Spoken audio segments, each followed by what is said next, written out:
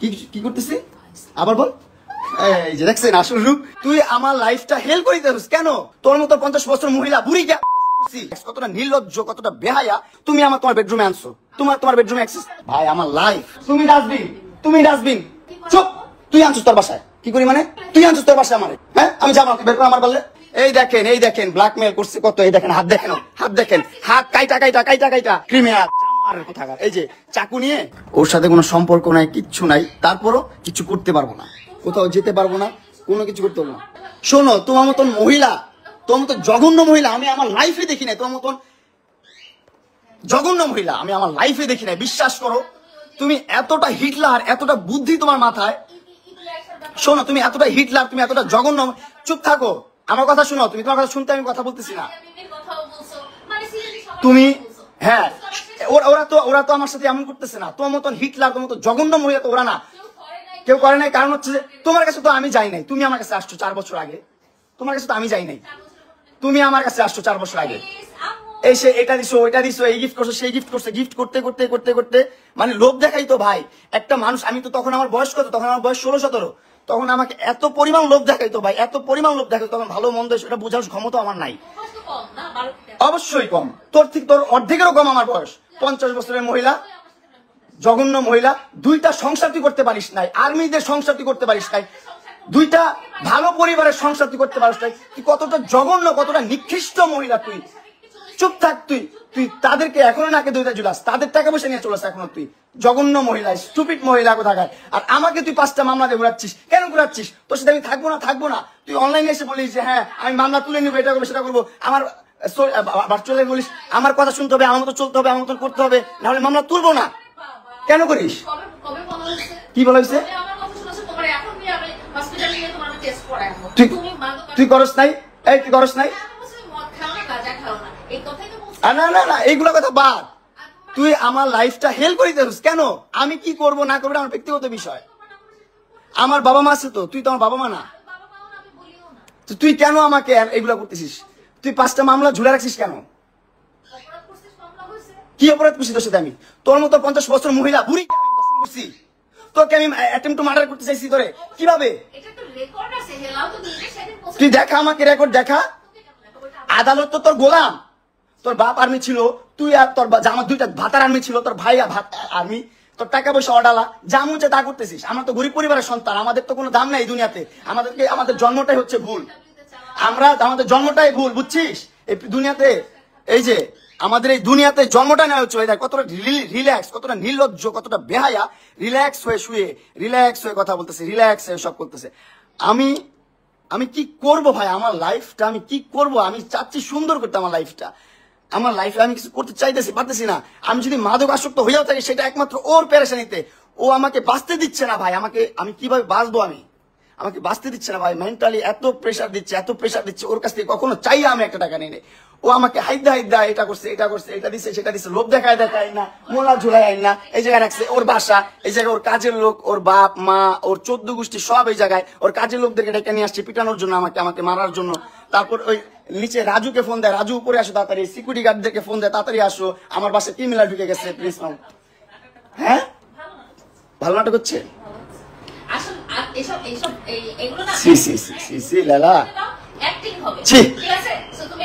তোমার মতন জঘন্য, নিকৃষ্ট, ভিতর খারাপ মানুষ আমি জীবনও দেখি নাই। তোমার কাছ থেকে আমি রিলিফ চাই। তুমি কেন মামলাগুলো তুলবা না? কেন তুলবা না? অনলাইনে বলে মামলাগুলো তুলে দিচ্ছি আমি, এটা হয় না, সেটা হয় না, সবকিছু ঠিকঠাক। কিন্তু আমার কাছে আইসা ভাই, সোশ্যাল মিডিয়ার বাইরে যখন বাস্তব লাইফে আসে, বাস্তব লাইফে এসে আমি এই মেয়ের সাথে ঘুরতে পারবো না, ওইখানে যেতে পারবো না, সেখানে যেতে পারবো না, এটা করতে পারবো না, সেটা করতে পারবো না। ওর বাসায় এসে থাকতে হবে, ওর বাসায় সময় দিতে হবে, ওর সাথে সেক্স করতে হবে, ওর সময় দিতে হবে। এগুলো না করলে মামলা তুলবে না ভাই। আমি তারপর ওর মন রক্ষা করে চলতেছি, তারপর ও আমার কি করতেছে ভাই? ওর ফ্যামিলি, ওর 14 গোষ্ঠী সবকিছু নিয়ে আমার সবকিছু ধ্বংস করে দিচ্ছে। আমার মোবাইলটা স্টক করে, আমার মোবাইল স্টকিং করে যত ভিডিও ছিল, আমার ফ্রেন্ডদের সাথে ঘুরতেছি ফিরতেছি, যা করতেছি সব ভিডিও ও নিচ্ছে ওর মোবাইলে নিয়ে। ও কি করছে? সাংবাদিক বন্ধুদেরকে দিয়ে বলতেছে এগুলো পোস্ট করেন, খারাপভাবে ক্যাপশন দিয়ে খারাপভাবে রিপ্রেজেন্ট করেন, মামুনকে একদম ধ্বংস করে দেন। ওরে অনলাইনে নিয়ে আসছি আমি, ওরে অনলাইন চিনাইছি আমি, ওরে ভিডিও করাইছি আমি, ওর ভিডিওতে আনাইছি আমি, ওরে কন্টেন্ট করা শিখাইছি আমি, ওরে ইনফ্লুয়েন্সার বানাইছি আমি। এখন আমার বিরুদ্ধে কন্টেন্ট করে, আমাকে ধ্বংস করার জন্য কন্টেন্ট করে। বুঝছো? হ্যাঁ, প্রাইভেসি তুমি আনছো কেন তোমার বাসায় আমাকে? আমার বাসায় ঢুকতে না দিলে তুমি ঢুকতে পারবা? তুমি ঢুকতে পারছো আমার বাসায় কখনো? আমার বাসায় কখনো ঢুকতে পারছো তুমি? আমার বাসায় কখনো ঢুকতে পারছো তুমি? জি না, তুমি আনছো আমাকে মামলার জোর দিয়ে আনছো তুমি আমাকে মামলার জোর দিয়ে। বলো কথা বলো, তোমাকে আমি সমস্যা নাই, তুমি তো লাইভ দেখে সুন্দর করে বসছো, কথা বলার জন্য বলো, আমি কথার উত্তর দিব, সমস্যা নাই, বলো তো, আমি তোমার কথা উত্তর দিব। তুমি তোমার বেডরুমে আনছো, তোমার বেডরুমে অ্যাক্সেস, হ্যাঁ তোমার বেডরুমে ঘুম পাড়াইছো আমাকে সারা রাত তুমি আমাকে, অবশ্যই। জি না, আমি যদি না চাই, এই দেখেন একটা পরিবেশ কখনো কি এরকম থাকে, ও আর আমি থাকবো কখনো, ও আর আমি কখনো থাকবো যদি ও অ্যাক্সেস না দেয়, আমি ওর বাসায় কিভাবে ঢুকবো? ও অ্যাক্সেস দিছি বলে তো। ও বাবা, কি অ্যাক্টিং, ওভার অ্যাক্টিং লাইভ দেখে নাকি? লাইভ দেখে? আচ্ছা ভাই, আমি জানি না আপনারা কি করবেন ভাই, আপনারা কিভাবে নিচ্ছেন। অনেক কষ্টে থেকে এই লাইফটা করতেছে, অনেক কষ্টে থেকে। হ্যাঁ, লালা কোশ্চেনের কাছে ঠিক করে নেই ভাই। 4টা বছর ওর পিছনে আমি শ্রম দিচ্ছি, 4টা বছর ওর জন্য আমি কষ্ট করছি ভাই, 4টা বছর আর এস্টাবলিশ করছি, টাকা পয়সা দিয়ে না, সম্পত্তি দিয়ে না, কিন্তু সোশ্যাল মিডিয়াতে ব্লু ফেরি লালা মানে একটা নাম আসছে, যেটা এটা আনার পিছনে অনেক কষ্ট করছি ভাই, অনেক কষ্ট করে কন্টেন্ট করে সাথে নিয়ে ঘুরছি, সাথে গ্র্যান্ড ওপেনিং যেখানে গেছি যেভাবে কন্টেন্ট করা লাগছে সবভাবে করছি। সমাজে বুড়া বেটির জামাই ছাড়া কোনো সাউন্ড আমি পাই নাই ওরে নিয়ে।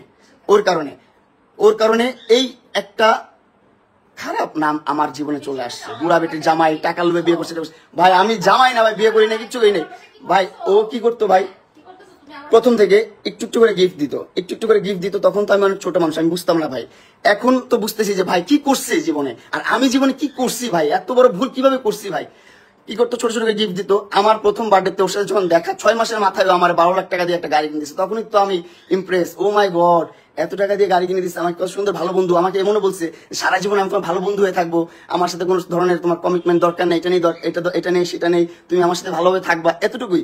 আমিও ঠিক আছে, আমি মেনে গেছি ছোটবেলা, হ্যাঁ ঠিক আছে লালা তুমি যা বলছো তাই। কিন্তু এখন দিন শেষে এসে যখন আমি আমার মতো মুভ অন করতে গেছি, তখন দেখি ও আমাকে মামলা মোকদ্দমা দিয়ে এটা ওইটা সেটা করে, ক্ষমতার অপব্যবহার করে আমার জীবনটা হেল করে দিছে ভাই, নষ্ট করে দিচ্ছে জীবনটা ভাই। আমার জীবনটা নষ্ট করে দিচ্ছে কেন ভাই? আমি পান্তা ভাত খেয়ে থাকলো, বস্তিতে থাকলো, রাস্তায় থাকলো, অনেক সুখে থাকতাম ভাই, অনেক ভালো থাকতাম ভাই, এরকম প্যারা নিয়ে থাকতাম না ভাই। আমি বহুত কষ্টে আছি ভাই, বহুত যন্ত্রণায় আছি ভাই। ও সোশ্যাল মিডিয়াতে এসে বলছে, কিন্তু আপনারা দেখছেন, যেখানে বলছে যে আমি প্রত্যেকটা মামলা তুলে নিব, ওর সাথে এখন ভালো সম্পর্ক বজায় রাখবো। এখন আবার একটা মেয়ের সাথে আমার মোবাইলে মেয়েদের সাথে কেন ভিডিও দেখছে, আমি মেয়েদের সাথে কেন ঘুরি, আমি কেন এখানে যাই সেখানে যাই, আমি মেয়েদেরকে কেন আমার BMW চালাতে দেই, সেইগুলো নিয়ে তার সমস্যা। কেন সমস্যা হবে তার ভাই, কেন সমস্যা হবে তার জন্য কি আমি আমার লাইফটা লিড করবো না? তার জন্য কি আমি ঘুরবো না? তার জন্য কি আমি প্রেম করবো না? তার জন্য কি আমি বিয়ে করবো না? জীবনে কিচ্ছুই করতে পারবো না। সে তো 2টা বিয়ে অলরেডি করে ফেলছে ভাই, 2টা বিয়ে করছে অলরেডি ভাই, অলরেডি 2টা বিয়ে করছে, এবং 2টা সংসার থেকে ডিভোর্স হয়েছে তার। 2টা সংসারতে সে করতে পারে নাই। কেন করতে পারে নাই? তার আচার আচরণের কারণে, তার ব্যবহারের কারণে সে সংসার করতে পারে নাই। আমি বসা করে বসবো না?